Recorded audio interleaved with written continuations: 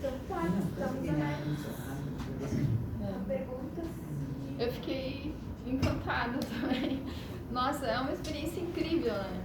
E tem essa coisa das memórias sensíveis é uma coisa que pra mim pegou muito também na minha experiência quando se vai a campo fazer entrevista. E eu acho que essa questão do sensível, tanto na tua narrativa quanto no próprio livro, né, são coisas que, de alguma forma, para mim, na minha experiência de escrita, eu fiquei em dúvida e voltei aos entrevistados e questionei. Momentos em que uma mulher negra dita que a mãe era empregada doméstica, ela foi empregada doméstica aos 13 anos e que ela apanhou porque lascou uma xícara, né? E eu voltei, então, e perguntei se isso para ela seria um problema estar no meu texto, né? Voltei também quando uma outra senhora, Dona Maria do Carmo, disse que ficou durante anos num porão na infância, porque ela era empregada doméstica, mas ela não podia ocupar um quarto da casa. E teve aquele momento ali, eu também, depois na leitura, voltei, né? Não tem como voltar nas memórias, né? Mas são coisas que, de alguma forma, me fica a dúvida. Se são tão significativas assim, né, com a autorização do sujeito, e daí quanto ao sujeito, porque sim, eu também tive essa questão, tu tá aqui, mas eu vou ser objeto, né, tu vai desaparecer. Eu disse, não, eu sou vizinha, eu não tenho como desaparecer, a gente mora no mesmo espaço, a gente vai continuar interagindo. Essa questão da sensibilidade, o quanto deixar fora, né, pode ser também silenciar problemas que precisam ser discutidos. E aí, eu entendo, né, todo o teu cuidado e queria entender também essa condição daí. Uma pergunta direta para ti. Para a professora Selig, nossa, eu tô muito afim de ler o livro, muito afim mesmo. Eu gostaria de entender, né, sim, nós não tem mais espaço para resgatar todas aquelas autorizações, né? Mas a construção da narrativa com a sua pessoa junto, né? Com essa experiência de memória também, do próprio processo de resgate, no processo de identificação, tinha distanciamentos e tinha aproximações, né?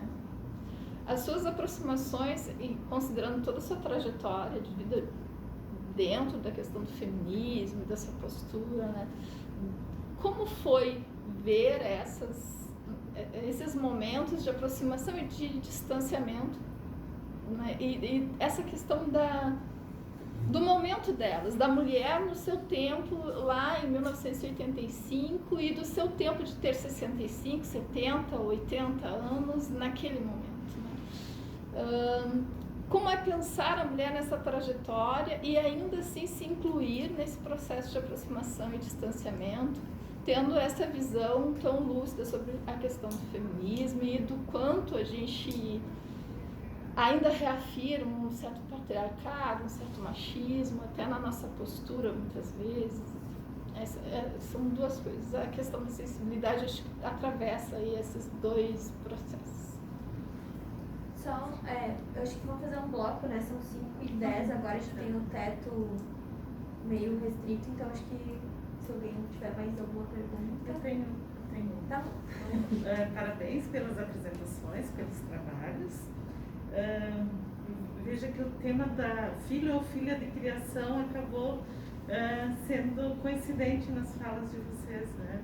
Achei muito interessante a possibilidade de desenvolver pesquisas específicas sobre isso, e no primeiro encontro do nosso Diálogos, onde a Bibiana e o Yuri falaram sobre as pesquisas com duas comunidades, Choclen e Caigangue, retomadas no Rio Grande do Sul, e no TCC da Bibiana ela fala também sobre essa experiência daquelas crianças que foram tiradas a laço, tiradas do buraco, indígenas, né? Que são histórias muito comuns de que a minha avó foi arrancada do mato, foi tirada a laço. Então, assim como tinha os filhos de criação, podiam ser meninas negras, também existem muitas histórias soltas por aí de meninas indígenas que foram filhas de criação. Então, eu queria levantar esse tema, que é um tema que liga, de certa forma, diferentes apresentações. E, na direção daquilo que a Neila estava falando, Celi, eu te pergunto se essa experiência de retornar às entrevistas, ela te fez pensar a respeito de particularidades ou te fez repensar alguns outros trabalhos que tu tenha feito em relação a mulheres do passado, na medida em que agora tu escreveu sobre mulheres com as quais tu teve um contato pessoal e tu falou a respeito da tua própria vida também. Tratar de mulheres de um tempo mais próximo do teu e a partir das entrevistas, o que agregou, o que trouxe de diferente para a tua trajetória de pesquisa. E, Jacilene, como é que tu vai te colocar no momento da escrita, a tua experiência no momento da escrita? Talvez tu ainda não tenha isso, né? Ainda não esteja no momento da redação, mas tu tem pensado como é que a tua experiência de mulher negra, professora, vai comparecer no texto? Eu tinha mais uma. Posso aproveitar? Só fazer uma questão para a professora Celi. Eu lembro de, numa disciplina que eu fiz com a professora falar de uma orientanda sua que fez um trabalho sobre uma mulher da fronteira, se eu não me engano também, que foi interditada, né, e ficou no São Pedro, tem aquelas trocas com as casas, com Borges, e essa foi uma mulher interditada, né, uma mulher que tinha heranças, enfim, por familiares ou algo do tipo.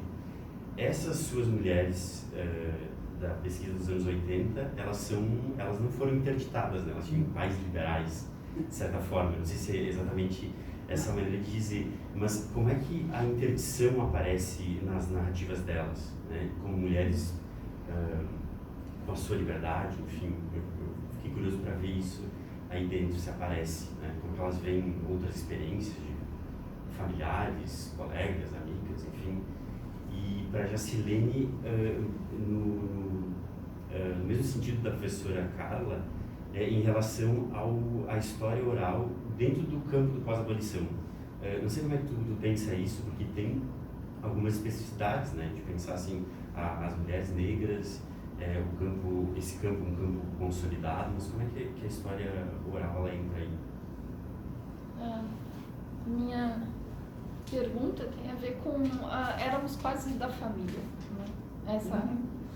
De uma certa forma, os dois temas se cruzam nesse eu era tratada como se fosse da família, e essa é uma experiência que eu também trago das minhas entrevistas. Isso é uma coisa de pensar o lugar social do sujeito a partir dessa frase que é tão comum, né? Ou porque é filha de criação, ou porque é uma empregada, quase tratada como se fosse da família. E eu gostaria também de entender, de colocar essa frase, né, dentro dos dois tópicos, na preocupação da colocação do sujeito social aí. Ok?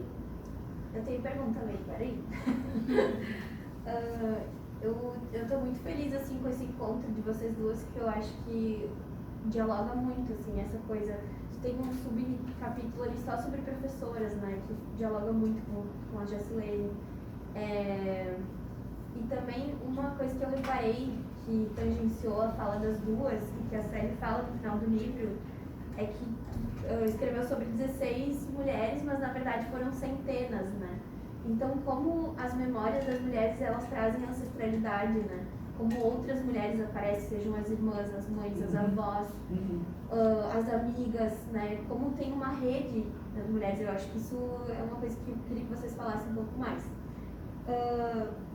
E aí, específico para a Jacilene, eu queria que tu falasse um pouco mais sobre essa entrada delas na universidade, porque eu achei muito interessante que 3 delas entraram antes das cotas, e como que foi esse processo de entrada delas, né?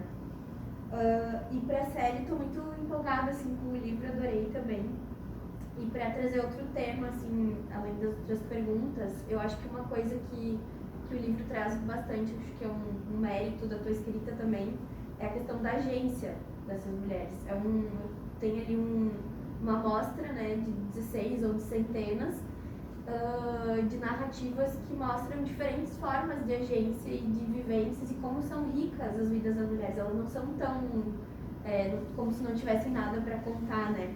Então, por exemplo, tem a história da dentista, que você até mencionou, que tu dá a entender que se casar com um homem mais velho foi uma forma dela se livrar do pai. E às vezes parece que o casamento é uma amarra, mas nesse caso era como se ela tivesse se livrado de algo pior, né? Então a agência ela pode se expressar de diversas formas nas vidas das mulheres, né? Então queria te ouvir um pouco falar mais sobre isso. Se alguém tiver mais alguma pergunta, acho que podemos começar então.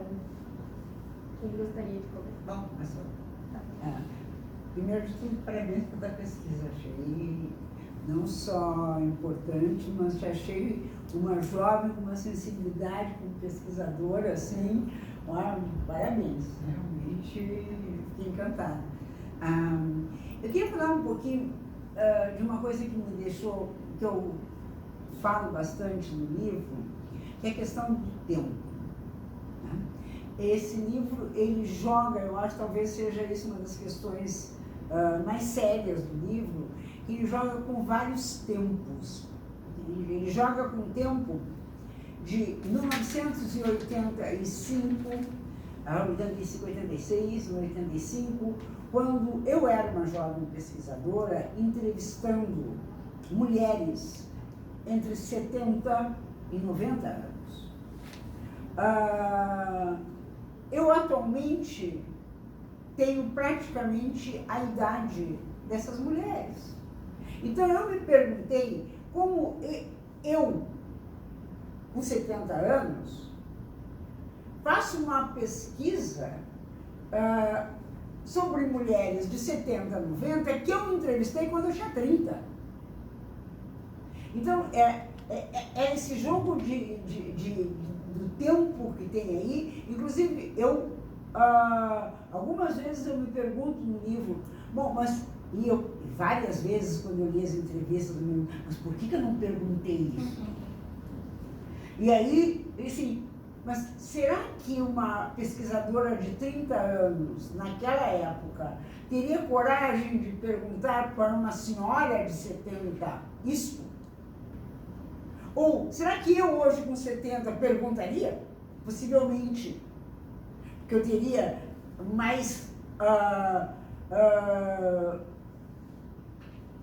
ligação com essa pessoa, como tu, como mulher negra, tem com as mulheres negras. Nós éramos, mas vocês tinham 10 anos menos do que eu, nós éramos jovens, entrevistando senhoras. E tem espaços de aproximação e distância, tem coisas assim, mas por que eu não perguntei?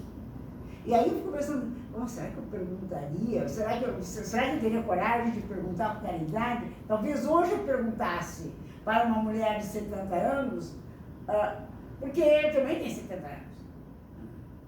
Quando eu falo do etarismo, eu digo, não tem problema, não, estou fazendo... eu escrevi hoje, inclusive, no Twitter, eu digo, não tem problema. Não estou falando a partir de 30 anos. Mas então, eu acho que essa foi uma das questões que e eu me colocar, entende? Porque eu estou me colocando uma memória que é uma memória. E a memória é uma memória de muito... Então, lá para Santos eu me dei conta que eu estava trabalhando com uma questão mais complexa e mais séria do que eu me propunha, entende? Eu estava mexendo num abelheiro que eu nem tinha pensado quando eu tinha começado a escrever o livro, que é esse jogo de tempos, entende? Eu estou falando de mulheres que pensavam nisto em 1980 sobre sua juventude, que tinha acontecido 20 anos antes, tinha acontecido 50 anos antes, em 1930, 1940 elas estavam falando. E eu estou em 2020 escrevendo. Então, esse jogo de tempo, para mim, foi uma coisa muito interessante, mas também eu tive muito cuidado de dizer várias vezes para quem leu o livro, olha, tem um jogo de tempo aí, e a história de eu entrar no meio, eu entrei muito com memórias minhas, entende? Inclusive da famosa filha de criação da minha avó, entende? Que eu disse, olha, a comida da família, só que eu como criança nunca me lembro dessa pessoa, comida da família, sentada almoçando conosco na sala da casa. Entende? E nem era, a família da minha avó não era nenhuma alta burguesia, não, era uma classe média bem ralada, mas quando chegava na hora da filha da criação, a filha da criação ficava fora da mesa. Então acho que essa é uma questão que me mexeu muito quando eu escrevi desses diversos tempos com os quais eu estava mexendo. Que eram os tempos da minha memória, os tempos da minha idade quando eu entrevistei essas mulheres, e era 80, em plena ditadura militar, no fim da ditadura militar. E nós éramos tratadas por elas como meninas, entende? Nós tínhamos as filhas delas eram mais velhas do que nós. Então eu acho que esse jogo de tempos foi muito interessante. Quando eu escrevi, que eu dizia, bom, estou escrevendo agora com a idade que elas tinham, as mais moças, quando eu entrevistei. Então é uma questão que me deixou bem... me ocupou muito quando eu escrevi, me preocupei muito em deixar claro isso, que eu estava jogando com esses tempos, e isso era muito complicado jogar com os tempos. Tá? É diferente quando faz, por exemplo, quando eu fiz a pesquisa sobre as primeiras deputadas estaduais e federais no Brasil, tá?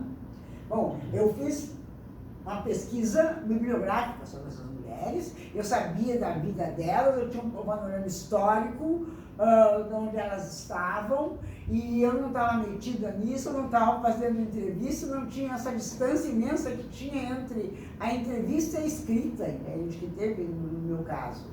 Então, aí é completamente diferente. O trabalho é com pessoas assim. Você está falando de Eunice Anvardi, que é uma grande historiadora atualmente, do que eu falava na aula.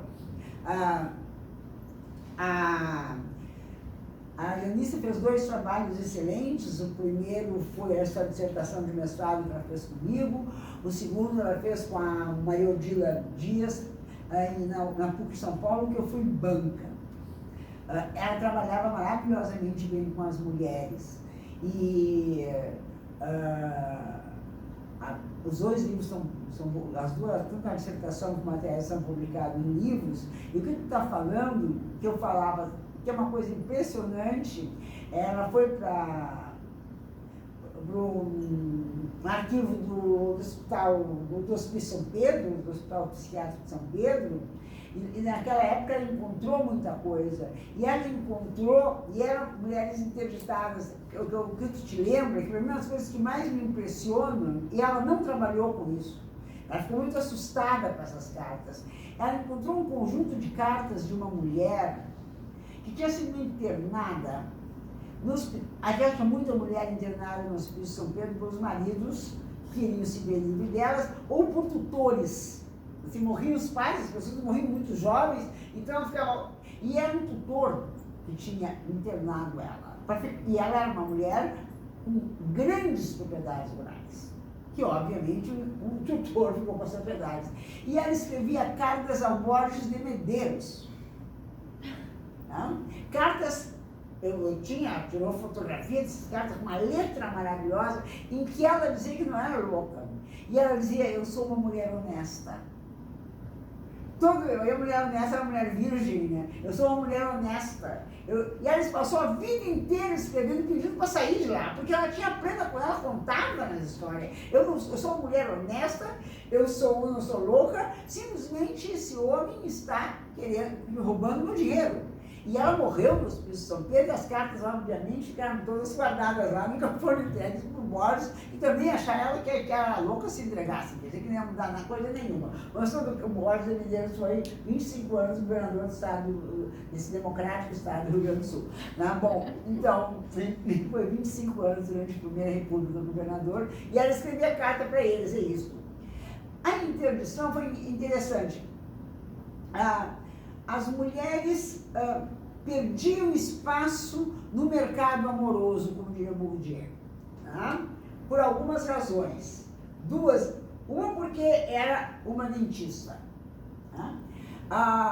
A mãe dela diz, ela sempre chamou o marido de senhor. A mãe dela, a filha dela diz, ela era demais para os homens. Né? Outra, que é uma das figuras mais interessantes, ela namorou um indivíduo que teve uma doença muito grave e foi se tratar em São Paulo. E ela foi com a família dele para São Paulo. O interessante é que esse cara, ele era esquizofrênico, ele foi com hospícios.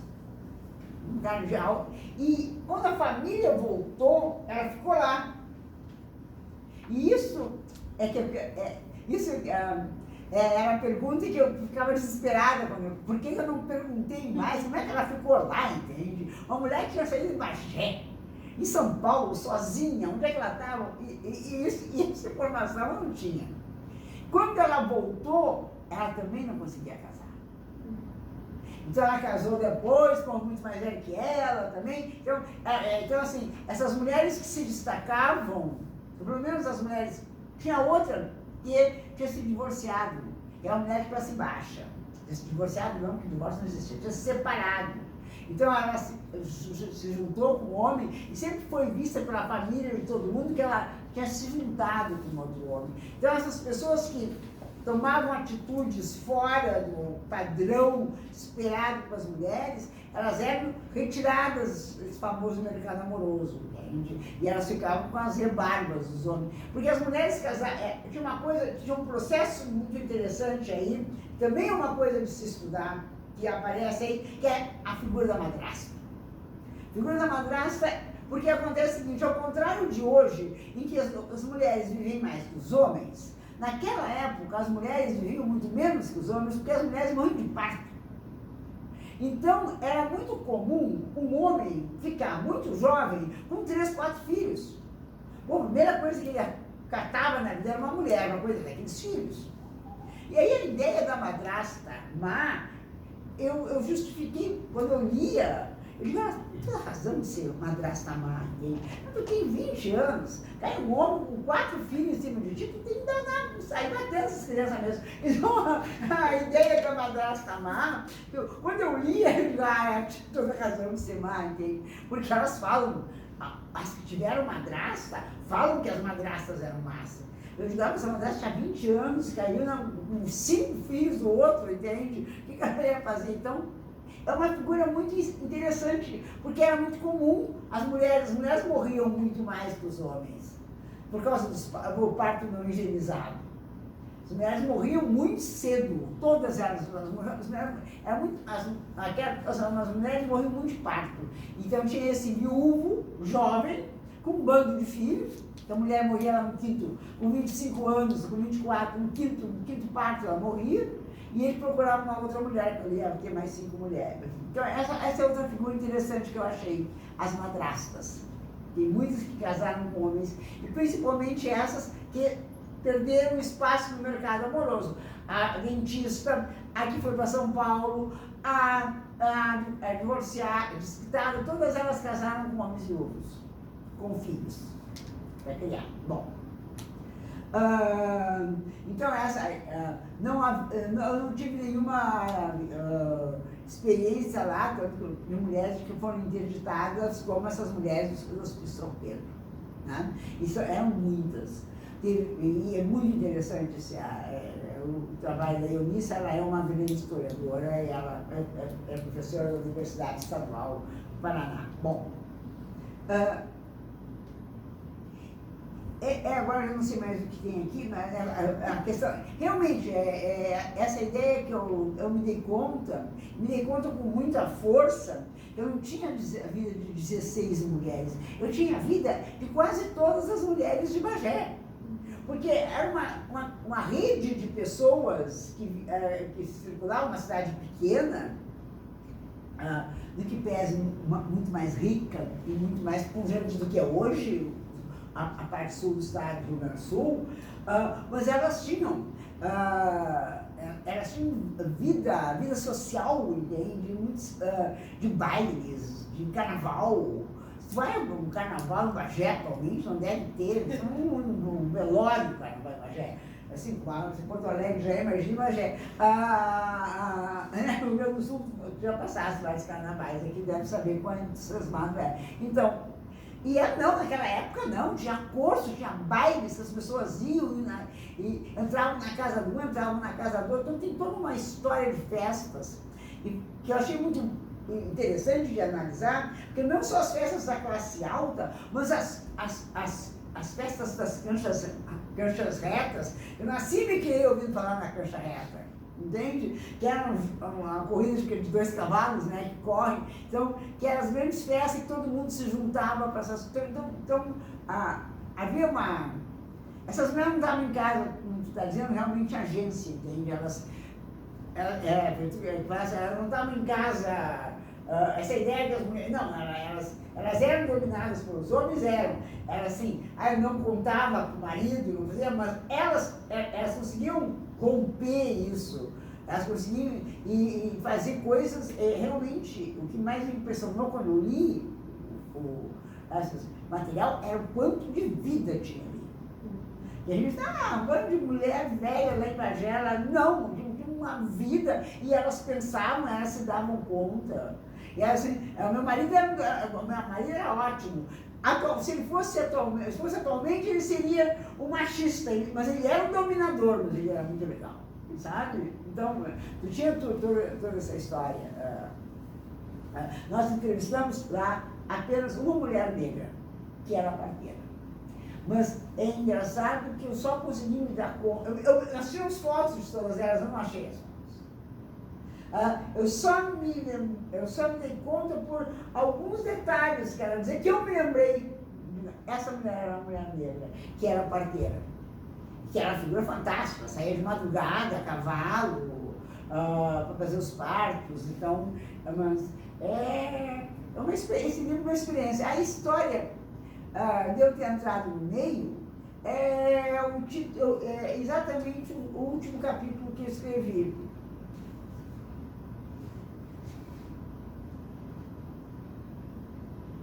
A escrita irresponsável. Entende? Eu achei que eu vou me meter no meio desse livro aqui. Foi bem assim. Completamente fora de qualquer padrão, entende? Mas eu achei que eu tinha que falar também de algumas coisas interessantes que eu falei. Posso acrescentar uma fala? Eu estava preparando a aula de hoje à noite, que é sobre história oral. Tem uma frase que vai te mostrar que não é tão irresponsável assim como tu fizeste. Porque tem uma fala do Alessandro Portelli que ele diz que o que a história oral faz é trazer o narrador para dentro da história. Meio inevitável, depois que a Jacilene responder, eu encontro aqui e falo, tá? Tá. Tentar começar pelo começo. Memórias sensíveis. Como eu disse que as mulheres, né, teve a maioria, assim, todas elas, né, na verdade, elas trouxeram narrativas que eu não esperava, que eu não imaginava. Né? E, por exemplo, teve uma que falou de estupro. Né? E foi uma coisa assim, que eu não imaginava que apareceria naquela pergunta e que chegou, né, de estupro, de violência sexual. E tem a professora falando do Alessandro Portelli, tem um texto dele também que fala de uma moça que está entrevistando uma mulher que teve câncer, né? E quando ela me falou isso, eu também falei para ela, eu também já fui vítima. Então eu falei, eu te entendo.